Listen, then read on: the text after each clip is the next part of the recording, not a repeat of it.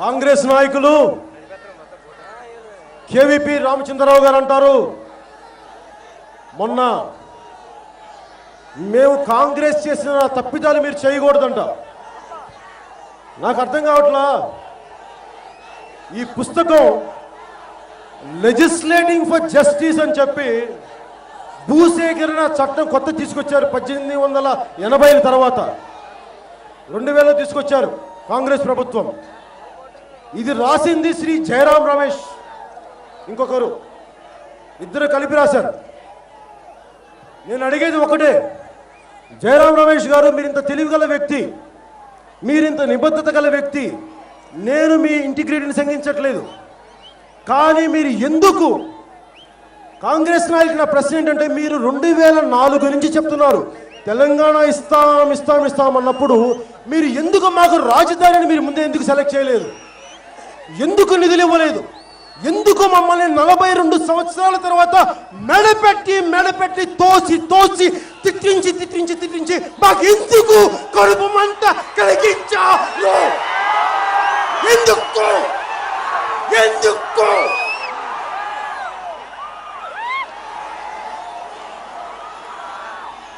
మీకు పౌరుషం లేదా? ఎంపీలారా, ఒంటికి కొంచెం కారం రాసుకొని 2 ముద్దలు కారం తిని పార్లమెంట్ లో పోరాటం చేయండి. అప్పుడన్నా మీకు పౌరుషం ఉంటుందేమో. అప్పటికి మీకు పౌరుషం లేకపోతే ఇంక నేనేం చేయలేను. సీమాంధ్రులు పౌరుషం ఇంత అనుకుంటాను.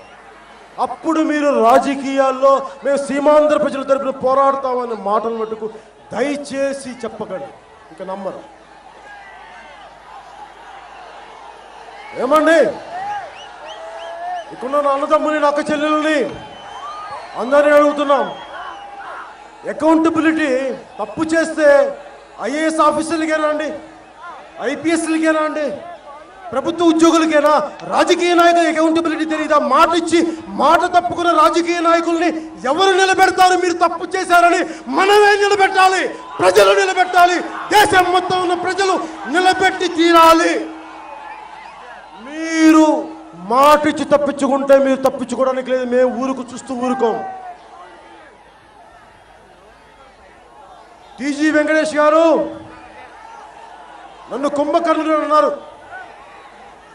నేను కళ్ళు తెరిస్తే చాలా మాట్లాడగలను తెలుగుదేశం ప్రభుత్వం మీద, మీ మీద. మీరు కర్నూలులో మీ పరిశ్రమలు చాలా కాలుష్యం జల్లుతున్నాయి. నేను వాటి గురించి కూడా మాట్లాడగలను. ప్రజలు తాగే నీళ్ళలో కలిసిపోతే అందరికీ రోగాల బారిన పడుతున్నారు. మహబూబ్ నగర్లో, అలంపూర్లో, మీకు సంగతి తెలుసా? మీరు నాకు రాజకీయాల గురించి నాకు చెప్పకండి. నేను మీలాగా అవకాశవాదపు రాజకీయాలు చేయను. ఇంకో చెప్తున్నాను, టీజీ వెంకటేష్ గారు సభాముఖంగా, గౌరవనీయుల టీజీ వెంకటేష్ గారు, నాకు మీరంటే గౌరవం ఉంది. ఎందుకంటే సుస్వాగతం సినిమాకి వారింట్లో నేను ఆతిథ్యం స్వీకరించాను. నాకు ఆ గౌరవం ఉంది.